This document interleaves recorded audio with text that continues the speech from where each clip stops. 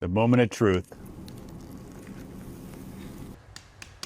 I put the bite up here just so everybody could see it. People say to me, how can you sell this for such a low price?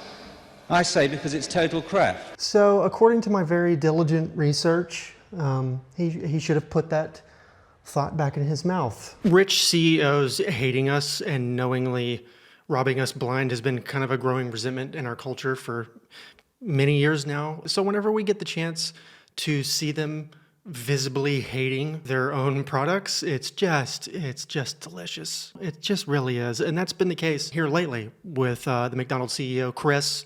I'm not going to say his last name, can't pronounce it, don't care. He made it very clear that he is very well aware that McDonald's burgers are made of drywall and hamster bedding. That caused his most recent video tasting the Big Arch to go viral. But he's nowhere near as honest as some head honchos have been. In fact, I pulled a few who were so honest about how they feel about their products that they ruin their own companies. Sometimes the rich eat themselves. That is so good. Chris K here with, you've heard about it, here it is, the Big Arch. This is something that we have tested already. It's in Portugal, Germany, Canada. I love this product. It is so good. Oh yes, product and fries, what a duo, you know? Holy cow. God, that is a big burger. We've got a very unique kind of sesame, poppy sort of bun on it. Poppy seed sort of buns. Available now at kind of Costco. Oh, there's so much going on with this. First of all, let's try to get this thing, I don't even know how to attack it. Got so much to it. Oh, there's also some crispy onions on here as well. I mean, it's such a little divot. I mean, there's no curvature. Who bit this burger? Tinkerbell? Yeah, aside from the obvious that he clearly hates McDonald's food, I don't understand the decision to just act like he's trying this for the first time. Oh, wow, there's crispy onions in here? I had no idea that yeah, you made it. You built the thing. That's like me watching my own videos and being like, oh, he's got a big giant red flag and he's running through a public park. Wow, he's doing a spin. We'll do a spin again. I hope you do that. And if you don't know what's on it, I feel like that kind of makes you look worse, does it not? It makes you look like you don't even know what's going on at your own company. Like you don't know that they're making new products. Not burgers, by the way, products. Funny enough, this is not the first time that he's done one of these taste testings and like visibly hated it. He's done a few. Hey everybody, Chris K here. I'm in the mood for some spice. First, the spicy Sprite. Everybody's talking about it. I always knew it. That's spicy. Yes, yes, growth. Let's all clap at Chris, huh? Need to cool things down a little bit. Nothing like the ghost pepper chicken from Canada to cool things down. Winner. A little bit spicy too. To me, this man is the new Mark Zuckerberg, and there is no greater example than this last clip that I'm about to show you here, because it's essentially just a cover of Zuckerberg's smoking meats video. Smoking these meats here. Our little meat smoking. Smoking these meats. Smoking these meats. Hello, McDonald's. I am here with the GOAT, also known as the McRib sandwich. I remember the McRib when it first came out in 1982, was my mother's favorite McDonald's item. So for me, this taste has also some sentimental value as well. Oh, the sauciness is incredible, and it is the signature part of the McRib. It also makes it incredibly difficult to eat McRib. So good, so saucy, definitely in the Hall of Fame. I love the GOAT, I love the McRib. I hope it comes back. You know who decides whether or not it comes back or not? You! Hello? Sorry, that was really loud. Jesus, that was really loud. Sorry. Hello? Anyway, yeah, don't be surprised if Chris gets the old Zuck treatment from his agents and he starts wearing horn-rimmed glasses and gigantic gold Flavor Flav clock chains and tries to be relatable, because that's imminent at this point. Now, When it comes to hating your own product, this video that I'm about to show you is just so much worse. Not because of how blunt it is, not just because of that, but also because of how catastrophic the end result was. Ratner's Jewelry, back in the 80s, they were a big deal. They were the largest jewelry retailer in the UK. They had 2,500 stores. They were worth 1.8 billion pounds. Big deal. But back in 1991, their CEO, Gerald Ratner, gave this very cool speech at the Institute of Directors in London. And it was all about Ratner's Jewelry. Honestly, it was more of a roast than it was a speech. It's positioned very down market, and it doesn't represent prosperity. And come to think of it, it's got very little to do with quality as well. There's very significant data to suggest that this will come back to pinch you in the peach. Okay? We also do this nice sherry decanter. It's cut glass, and it comes complete with 6 glasses on a silver-plated tray that your butler could bring you in and serve you drinks on. And it's really only cost £4.95. People say to me, how can you sell this for such a low price? I say, because it's total crap. Yeah, just very important statistics here. Oh, we've got 2 cats now. That's good. Our Ratner's shops will never win any awards for design. They're not in the best possible taste, I admit that. In fact, some people say they can't even see the jewellery for all the banners and posters smothering the shop windows. Oh, dear God, please stop. We even sell a pair of earrings for under £1. Gold earrings as well. And some people say, well, that's cheaper than a prawn sandwich from Marks and Spencer's. But I have to say, the sandwich will probably last longer than the earrings, but anyway. Not only did he double down on making fun of his own brand, but he also said that his audience just buys all of this stuff on impulse without even thinking about what they're buying. And he talked about a time where they used to be better. They used to be higher quality. And I think his whole point of all this was just to be like, we want to be a jeweler that's accessible to most people, unlike all of these other guys who are, you know, too big for their britches or whatever. I think he failed to realize that most people don't want to hear from a company's CEO that they're buying crap. They'd rather just come to that conclusion themselves. And the results of Gerald's comments, it was catastrophic. Ratner's Jewelry's stock dropped over $500 million in just a matter of days. They closed hundreds of stores across the UK and the US. They owed the banks about $1 billion. Gerald resigned a year later, and then 2 years later, they were forced to rebrand and change their name to Signet Group just to even stay afloat. And the brand never recovered from the incident. And Gerald literally lost everything. Today's video is sponsored by Chime. Stick around and I'll tell you how you can get $350 through my link. As you folks know, I moved to Barcelona back in August, and at the time I had a savings account based in the US, but last month I checked it because I wanted to see if it had been earning any interest, and not only had it not earned any, but I also got charged monthly inactive fees. So I technically lost money, and that's when my inner voice started yelling at me, "Hey, why didn't you just use Chime? Hey!" And I didn't have an excuse. Chime is the most loved banking app that offers a high-yield savings account where you can earn 3% APY, which is 7 times the national average savings rate. So you can actually make legit money by just saving. There's also no monthly fees, no overdraft fees, and no minimum balance requirements. They're not going to nickel and dime you. And they offer other cool things besides just putting more bucks in your bank. Like, for example, when you set up a direct deposit, you get paid up to 2 days early. And they have the Chime card, which is a secure Visa credit card with no interest, no credit check to apply, and you can get 1.5% cash back on everyday purchases. So quit letting folks take money from you. Okay? Click the link in my description or scan the QR code on screen, and you can claim a bonus of up to $350. This next dude is not really a CEO, I guess, but close enough. Just a few months ago, back in November, Campbell Soup Vice President of IT, Martin Bally, was having a conversation with security analyst Robert Garza, and they were talking about the quality of Campbell Soup. And Robert Garza was disturbed by the things he was saying, so he started secretly recording everything that Martin was saying. We have shit for poor people. Who buys our shit? I don't buy Campbell's products barely anymore. It's not healthy. Now that I know what the in it. Even in a can of soup, I look at it, look at me, bioengineered meat.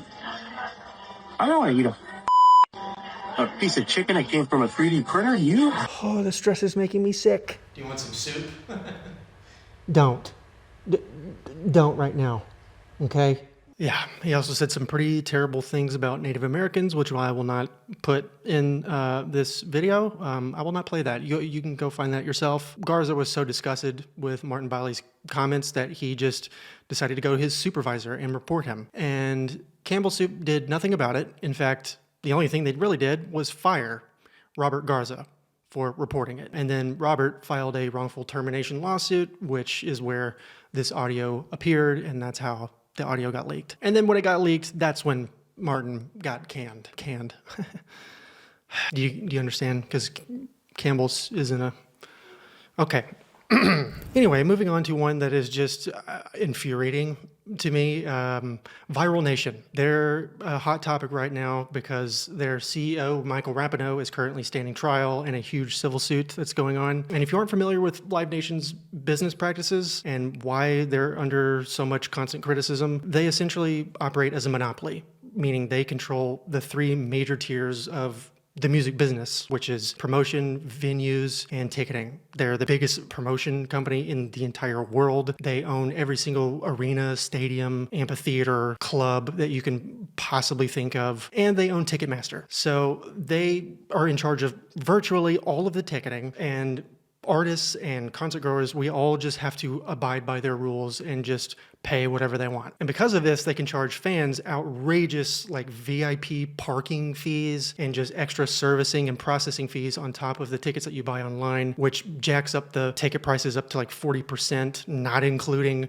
the parking fees and all of that. It's a mess. It's a huge mess. Please remember this, by the way, when your favorite band announces a tour and you see the ticket prices. I promise you, they are not in control of that and they can't help it. And since Viral Nation owns everything, they put zero effort into customer service. They just use AI bots for agents, which gets absolutely nowhere. There's zero conflict resolution, and there's just like a lot of angry customers all the time. And during the trial that's going on right now, two very big pieces of news came to light. Back in 2022, an employee named Ben Baker had a conversation with a colleague on Slack about how the company had just started charging $250 for VIP parking spots. In this exchange, they were going over the gross sales of the premier parking spots, and Ben said, "Robbing them blind, baby. That's how we do." And his buddy Jeff said, "Lol. These people are so stupid. I almost feel bad for taking advantage of them. Bah ha ha ha ha ha ha." Then he goes on to say, "I charge $50 to park in the grass, LMAO. I charge $60 for closer grass." Okay, let's get professional in here, guys, real quick. Live Nation, a presentation on the incongruous testimonies and dubious fiduciary duties of the world's premier entertainment operator. All right.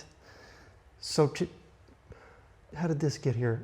I'm sorry, this is just a passion project of mine. Naturally, when this was brought up during the trial, the CEO, Michael Rapinoe, said that the comments were disgusting, of course, naturally. But the prosecution dug up a 2016 email that Michael sent when he was talking about like an Alabama Shakes concert, where he says, "Our prices are too high, we can't defend them." Yeah, let's just click off of this and just, okay. Who wrote this on his forehead? You did. Oh, okay. So he knows. He knows what his brand is. I'm sure he's not proud of it. It doesn't sound like he is. But, you know, when you're worth $960 million, I'm sure you focus on that more than you do how you acquired it. Now, moving on to another perfectly ethical company, Facebook. This is Sean Parker. He was the president of Facebook in the early 2000s. Big deal at the time. Justin Timberlake played him in a movie. He resigned as president back in 2005 because he was forced to, because the cops found booger sugar in his house. And all of the years he spent away from Facebook, I guess, gave him some freedom to tell the public about how he actually feels about Facebook. During a 2017 viral interview, he said that he was uncomfortable with the role that Facebook plays in society. And he also said that the design team intentionally used basic human psychology to hook viewers and exploited them on purpose by using likes and shares and comments and things like that, because they triggered dopamine hits, which would then trigger feedback loops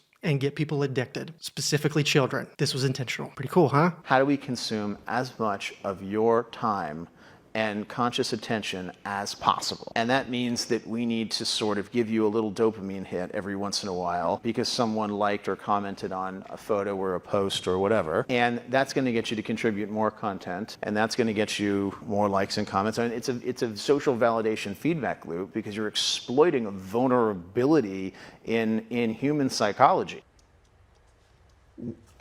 Not one callback from casting. Not one. What do they have that I don't? You know? Besides an arrest record. It literally changes your relationship with society, with each other, probably interferes with productivity in weird ways. God only knows what it's doing to our children's brains. And he also clarified that Zuckerberg and the designers, they all knew that this would have negative effects on users' behavior and their mental health and their attention spans. Smoking these meats. And look, I don't know if John is being genuine here or not in terms of his contributions to something such as this, because it's easier to say all this when, you know, you were outed from the company against your will. But at the very least, it doesn't seem like something he's proud to have attached to his name. I wouldn't either. Now, all of these folks take some sort of issue with their own companies in some way, shape, or form. And none of them did anything about it. They just cared more about raking in the billions and millions and keeping going with that. But there is one company that did better than anybody I have ever seen. I'm a marketing nerd. I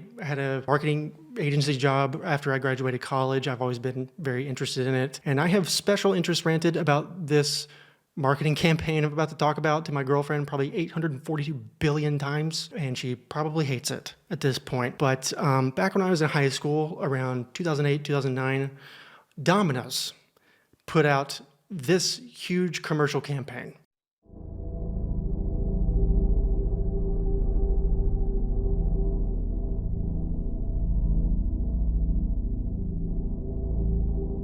There comes a time when you know you've got to make a change.